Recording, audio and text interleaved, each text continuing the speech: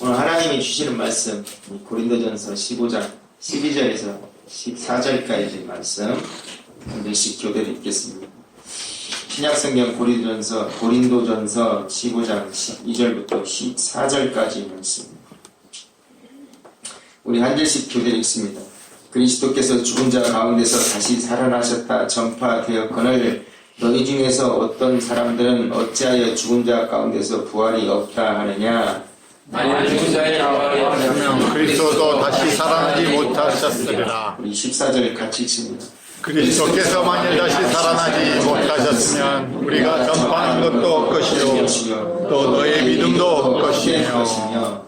아멘. 부활을 믿는 사람들이라는 주제를 가지고 오늘 나누고자 합니다. 오늘은 우리 그리스도인들에게 있어서 가장 큰 기쁨의 날인 부활절입니다. 예수님의 부활은 이 기독교의 핵심 진리이며 기독교를 이루는 근간이라 할 수 있습니다. 그런데 이 부활의 진리는 그리스도인들조차도 믿기가 쉬운 일은 아닐 거라고 생각합니다. 죽은 사람이 그것도 사흘이 지난 후에 다시 살아난다는 것은 비이성적이고 비상식적이고 비의학적인 일이기 때문일 거예요. 고린도 교회 성도들 중에서도 예수님의 부활을 믿지 않는 사람들이 있었나 봅니다. 예수님의 부활을 부정한다는 것은 자신들의 부활도 부정하는 것입니다. 하나님 나라에서의 영원한 삶이 있다는 사실을 믿지 않는다는 거예요. 고린도 교회뿐만이 아니라 초기 기독교인들 중에서도 그리고 오늘날에도 부활을 믿지 않는 사람, 믿지 못하는 사람들이 상당히 많이 있습니다. 여러분들은 어떠신 것 같습니까? 여러분들은 예수님의 부활을 믿으십니까? 예수님이 부활하신 것처럼 우리들 또한 하나님 나라에서의 영생의 삶이 있다는 사실을 믿으세요? 여러분, 죽은 사람이 사흘 만에 다시 살아난다는 말 직접 보지 않고서 어찌 믿을 수가 있겠습니까? 아니, 직접 눈으로 본다고 한들 쉽게 믿어지지가 않을 것입니다. 아마 죽은 것이 아니었을 거라고 사람들이 생각할 거예요. 실질적으로 예수님의 부활에 대해서 많은 주장들이 있어요. 그 중에서 가사설이 있었습니다. 제가 작년 이 부활절 때 말씀드렸던 것 같아요. 이 부활에 대한 여러 가지 주장들이 있었는데 혹시 기억나세요? 작년 부활절 때 말씀드렸는데 예수님이 부활에 대해서 여러 가지 주장들이 있었다는 것에 대해서 말씀드렸는데 기억나십니까? 이 가사설이 있었죠. 가사설. 또 도고설, 환각설, 유령설 이런 주장들이 있었어요. 기억을 되살리는 위해 다시 한번 말씀드립니다. 이 가사설이라는 것은 예수님이 죽지 않고 기절해서 있었다는 거예요. 너무 고통스러운 나머지 기절했다는 거예요. 그래서 사람들이 죽은 줄 알고 돌무덤에다 묻어놨는데 시간이 흐른 후에 예수님이 깨어나서 다시 돌문을 열고 나오셨다고 주장하는 것이 가사설이에요. 또 이 도고설은 제자들이 예수님의 시체를 도둑질에 가서 놓고 예수님이 부활하셨다고 거짓말했다는 것입니다. 이 환각설은 제자들이 너무나 사모한 나머지 부활을 너무나 동경한 나머지 환상을 봤다는 거예요. 환상. 그게 환각설입니다. 유령설은 말 그대로 귀신이 나왔다는 게 귀신. 예수님이 부활하신 것이 아니라 귀신을 봤다고 주장하는 설들이 있었습니다. 이 주장에 대해서 이런 반증으로 여러분들한테 설명을 드렸었는데 기억이 나실 거라고 생각합니다. 여러분, 눈으로 본다고 한들 쉽게 믿어지지 않는 일인데 눈으로 보지 못한 사람들이야 오죽하겠습니까? 더군다나 수천 년 전에 있었던 일이라면 믿지 못하는 것이 어찌 보면 당연한 일이라고 생각되어지기도 합니다. 그래서 그런지 많은 사람들은 기독교는 사람들이 만들어낸 허구의 종교일 뿐이라고 말하기도 합니다. 하나님이 말씀이라는 성경도 사람들이 지어낸 글과 불과하다는 거예요. 한마디로 예수님의 부활의 사건은 거짓된 것이라고 주장하기도 합니다. 그런데 여러분, 세상의 그 어떤 종교에서도 부활을 이야기하는 종교는 없습니다. 오직 기독교에서만이 부활을 이야기하고 있어요. 만약 성경의 기록들이 사람이 어떤 목적을 가지고 쓴 글이라면 왜 굳이 사람들이 믿을 수가 없는 비상식적인, 비의학적인 부활하셨다는 말을 핵심 교리로 만들어서 기독교가 전파되는 것에 큰 걸림돌이 되게 하였겠습니까? 차라리 다른 종교들처럼 기복신앙과 또 도덕주의적 교훈을 핵심으로 삼는 것이 더 지혜로운 것이었을 수도 있었을 테 말입니다. 더 쉽게 사람들이 받아들였을 것 같지 않습니까? 그러나 예수님이 부활한 것이 사실인데 이성적으로, 상식적으로, 의학적으로 말이 되지 않는다고 해서 예수님이 부활하신 것을 말하지 않을 수가 있겠습니까? 예수님이 부활하신 것이 사실인데 비이성적이고 비상식적이고 비과학적이라고 해서 어찌 말하지 않을 수가 있겠습니까? 사람들이 거부감이 없이 쉽게 믿게 하기 위해서 어찌 사실을 말하지 않을 수가 있겠습니까? 여러분, 하나님이 하시는 일을 인간의 범주로 생각해서는 이해되지가 않는 거예요. 인간이 할 수 없는 일은 절대로 일어날 수 없다는 생각을 가져서는 안 되는 것입니다. 인간이 알고 있는 것이 전부라고 생각하는 것 잘못된 거예요. 여러분, 현대 과학이 알고 있다고 하는 이 우주는 고작 2% 정도 알고 있다고 말하고 있습니다. 과학자들이. 전체 우주에 대해서 인간이 알고 있는 부분은 2%래요. 2%. 여러분, 이 사진 한번 보겠습니다. 이 사진 혹시 뉴스에서 보셨던 분 계실 것 같은데 무슨 사진인지 아세요? 블랙홀 사진이에요. 블랙홀. 여러분, 블랙홀 얘기 들어봤죠? 학교 다닐 때도. 지난 10일 이론으로만 추정되었던 이 블랙홀이 최초로 실제로 관측되어져 사진으로 찍은 거예요. 이제까지 이론으로만 존재하였던 블랙홀이 실제로 관측되었고 온 과학계가 떠들썩했었습니다. 이제까지 여러분들이 인터넷이나 여러 곳에서 책으로나 보았던 이 블랙홀 사진들, 우리 한번 넘겨줘 볼까요? 보통 이런 사진들일 것입니다. 계속 넘겨줘 보세요. 자, 이런 사진들은 실제가 아니었어요. 이론을 바탕으로 사람들이 예측해서 이미지화 시켰던 가상의 사진들이었습니다. 실제 사진이 아니었다는 거죠.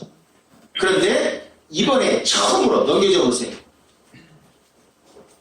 이 블랙홀 사진이 찍혔다는 거예요. 많이 다른 면이 있을 거예요. 고작 블랙홀 하나 사진 찍은 것 뿐인데 세상이 난리가 났어요. 그 블랙홀이 어떻게 해서 생기게 되었고 블랙홀 안으로 빨려 들어가면 어떻게 되는지 아무것도 밝혀진 것이 없어요. 그저 그럴 것이라는 추론만 있을 뿐입니다. 인간이 우주에 대해서 알고 있다는 그 2%도 어떻게 보면 인간이 우주에 대해서 알고 있는 것을 근간으로 추정한 치수이기 때문에 2%도 안 될 수도 있는 거예요. 이것이 인간의 한계요, 인간의 능력입니다.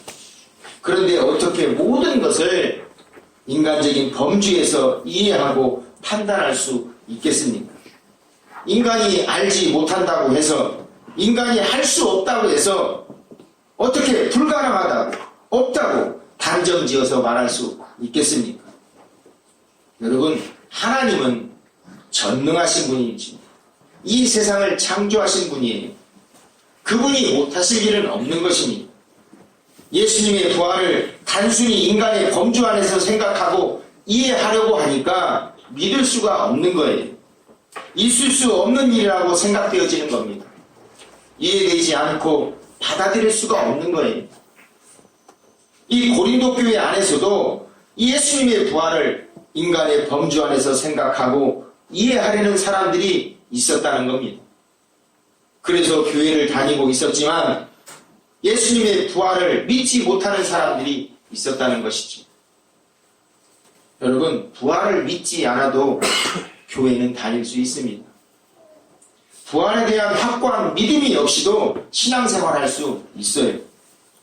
고린도 교회뿐만이 아니라 오늘날에도 그러한 사람들이 많이 있습니다. 혹시 이 자리에도 앉아 계실지도 모르겠습니다.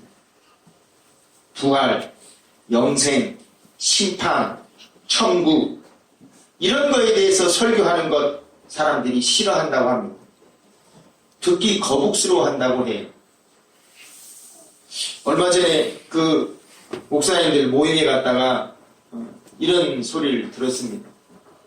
목사님이 이 심판에 대해, 하나님의 심판에 대해서 또 천국에 대해서 이 설교를 아주 강하게 했다고 합니다. 이 설교를 마치고 나니까 한 장로님이 당회실로 찾아와서 목사님, 다음부터는 심판에 관한 것 이런 말씀은 좀 자제해 주셨으면 감사하겠습니다 라고 하더래요. 이 천국 뭐 이런 얘기 자제해 주시면 감사하겠다고 말하더라고요. 듣기가 거북스럽대요. 여러분, 많은 그리스도인들이 부활, 영생, 심판, 천국 이런 거에 듣기 거북스러워합니다. 그러한 것에 대한 것보다 예수님을 믿으면 잘 되는 이야기, 성공하는 이야기, 자신에게 위로가 되는 이야기, 복받는 이야기를 더 듣고 싶어 한다고 해요. 그런 설교를 더 듣고 싶어 한다고 합니다. 많은 그리스도인들이 물질적 축복이 예수님을 믿는 가장 큰 이유라는 것을 부끄럽지만 부정할 수 없는 게 현실이에요. 물질적 축복이 신앙생활의 최대의 목표인 것처럼 살아가는 그리스도인들이 교회 안에 많이 있다는 것이 오늘의 현실입니다. 실제로 많은 교회 안에서 행해지는 많은 간증들의 내용들을 한번 살펴보세요. 경제적으로 넉넉하지 않는 상황 속에서도 예수님의 가르침에 따라 살아가기 위해서 최선의 노력을 다하는 사람들의 이야기는 없습니다. 사업이 어려운 가운데서도 11조 생활을 철저히 했더니 하나님이 복을 주어서 사업이 번창하게 되었다는 이야기는 있습니다. 힘들고 어려운 환경에서 영생을 바라보며 기쁨과 감사를 잃어버리지 않고 살아가는 사람들의 이야기는 들려지지 않습니다. 대신 집을 팔아 성전 건축 헌금을 드렸더니 하나님이 복을 주셔서 큰 부자가 되었다는 이야기는 많이 있습니다. 절망 가운데서도 부활하신 예수님을 생각하며 희망을 버리지 않고 살아가는 사람들의 이야기는 잘 들려지지 않습니다. 그러나 죽을 병에 걸렸었는데 예수 믿고 치료받았다는 이야기는 많이 들려집니다. 이런 이야기들이 간증의 주류를 이루고 있어요. 이런 간증들이 주류를 이루고 있다는 것은 그러한 이야기에 사람들이 더 큰 은혜를 받고 더 열광하기 때문이라고 생각합니다. 여러분, 이런 사람들에게 부활은 그리 중요한 문제로 여겨지지 않을 거라고 생각됩니다. 그들에게 부활은 그리 중요한 간승사가 아닐 거라고 생각해요. 그들이 바라고 원하는 것은 죽은 다음에 있게 될지도 모를 부활이 아니라 이 땅에서 물질적 풍요로움 속에서 잘 먹고 잘 사는 것이 최대의 관심사이고 더 중요한 문제이기 때문이에요. 이런 사람들만 있는 게 아닙니다. 마음의 평안을 얻기 위해서 교회를 다니는 사람, 또 외로움을 해결하기 위해서, 또는 좋은 사람을 만나기 위해서 교회를 다니는 사람들이 있습니다. 또는 부모님이 가자고 해서 남편과 또는 아내가 가자고 하니까 가정의 평화를 위해서 교회를 다닌다고 말하는 사람들도 있습니다. 또한 모태신앙이다 보니까 습관적으로 교회에 나오는 사람들도 있습니다. 또는 비즈니스를 위해서, 사업을 위해서 교회를 나오는 사람들도 있어요. 자신의 영위 목적을 위해서 대형 교회를 서너 곳 등록하면서 돌아가면서 교회를 다니는 사람들도 많이 있습니다. 선거철이 되면 그런 정치인들이 많이 있죠. 큰 교회에 다 돌아가면서 한 주씩 하네요. 여러분, 이런 사람들에게 부활신앙은 있어도 그만, 없어도 그만입니다. 그리 중요한 문제로 여겨지지 않아요. 자신이 원하는 목적만 이루면 되기 때문입니다. 어떤 분들은 성경에 그렇게 기록되어졌으니까 그런가 보다 생각하는 사람도 있다고 합니다. 예수님이 부활하셨다는 것을 진지하게 생각할 필요성을 느끼지 않는다는 것이죠. 여러분들은 어떤 사람에 속한다고 생각하십니까? 성도 여러분, 예수님이 부활하셨다는 사실에 대해서 확신을 가져야 하는 것이 중요한 것은 부활에 대한 확신이 없는 믿음은 헛된 것이기 때문이에요. 사도 바울이 고린도 교인들에게 전한 이 복음의 핵심 진리는 우리를 위하여 예수님이 죽으시고 3일 만에 부활하셨다는 것이었습니다. 그런데 핵심 진리인 부활을 믿지 않는다면 그 믿음은 헛된 믿음이라고 사도 바울은 말하고 있어요. 여러분, 헛된 믿음인데 어찌 구원을 얻을 수가 있겠습니까? 부활에 대한 확신이 없이 신앙생활을 하는 사람들은 결과적으로 구원을 받을 수가 없는 거예요. 그래서 사도 바울은 15장 2절 말씀에서 이렇게 말하고 있습니다. 제가 읽어드리겠습니다. 너희가 만일 내가 전한 그 말을 굳게 지키고 헛되이 믿지 아니하였으면 그로 말미암아 구원을 받으리라. 사도 바울이 전한 그 복음을 헛되이 믿지 않으면 구원을 받게 된대요. 이걸 역으로 생각하면 헛되이 믿으면 구원을 받지 못한다는 말이 되는 거예요. 여러분, 기독교의 신앙의 모든 것은 부활에 달려 있어요. 십자가의 사건도 중요하지만 만일 부활이 없었다면 십자가의 의미는 우리에게 무슨 소용이 있겠습니까? 죽으면 모든 것이 끝이 나는 것인데 죄를 용서받는 것이 무슨 의미가 있겠습니까? 십자가의 의미가 중요한 것은 죽으면 모든 것이 끝나는 것이 아니라 부활, 즉 영생이 있기 때문입니다. 한마디로 부활이 있기 때문에 예수님의 십자가의 죽으심이 우리에게 중요한 의미가 되는 거예요. 예수님이 부활하시지 못하였다면 많은 사람들의 병을 고치시고 귀신을 쫓아내시고 보리떡 5개와 물고기 2마리로 5,000명을 먹이신 일들, 그 많은 놀라운 일들을 포함해서 수많은 이적들, 우리들에게 무슨 의미가 있겠습니까? 여러분들이 성공해서 떵떵거리고 살았다고 한들 영생을 얻지 못한다면 그러한 삶이 무슨 의미가 있겠습니까? 그리스도인들은 보리떡 5개와 물고기 2마리로 5,000명을 먹이시고 중풍병자를 고치시고 소경의 눈을 뜨게 하시는 등 수많은 병자를 치료하셨던 놀라운 일을 행하셨던 예수님을 믿는 게 아니에요. 여러분, 오해 없이 잘 들으시길 바랍니다. 우리들은 제자의 발을 씻겨주셨던 예수님을 믿는 게 아니에요. 이 땅에 오셔서 우리를 위하여 고난받으시고 죽으시고 부활하신 예수님을 믿는 거예요. 부활하셔서 우리와 항상 함께 하시는 예수님을 믿는 것입니다. 예수님이 부활하시지 못하였다면 예수님이 하신 그 모든 일들은 우리에게 그저 놀라움과 감동을 줄 수는 있을지 몰라도 영생에 대한 소망을 갖게 할 수 없기 때문이에요.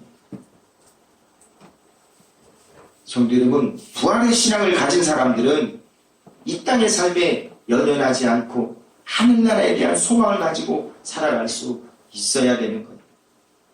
힘들고 어려운 상황에서도 포기하지 않고 절망하지도 않아야 됩니다. 낙심하거나 근심하지 않아야 해요. 육신적인 죽음은 끝이 아니라 새로운 시작이라는 것을 믿는 것처럼 현재의 고난과 어려움은 새로운 시작을 알리는 작은 울림이라는 것을 믿어야 되는 거예요. 그래서 부활의 믿음을 가진 사람은 아무리 힘들고 어려운 상황에도 기쁨과 감사를 잃어버리지 않아야 하는 거예요. 아멘. 부활에 대한 희망을 가지고 다시 일어날 수 있는 용기를 낼 수 있어야 하는 것입니다. 부활을 믿는 사람은 육신적 유익과 즐거움을 포기할 수 있어야 되는 거예요. 절제하고 인내할 수 있어야 합니다. 자신의 뜻이 아닌 하나님의 뜻에 따라 살아갈 수 있어야 되는 거예요. 다음교회 성도 여러분, 여러분들 모두가 헛된 믿음이 아닌 진정한 믿음을 소유한 사람들이 되시길 바랍니다. 아멘. 부활에 대한 확고한 믿음을 소유한 사람이 되시길 바랍니다. 항상 영생에 대한 소망을 품고 기쁨과 감사를 잃어버리지 않고 살아가는 여러분들이 되시길 바랍니다. 아멘. 한 사람의 낙오자도 없이 모두가 영생을 누리는 기쁨을 누리시게 되길 간절히 축원합니다. 아멘. 그것을 위해서 예수님은 부활하신 거예요. 오늘은 부활절입니다. 예수님의 그 부활의 의미를 가슴 깊이 새기면서 또 성찬식에 참여하면서 올 주일 예배를 우리도 하시길 간절히 축원합니다. 아멘.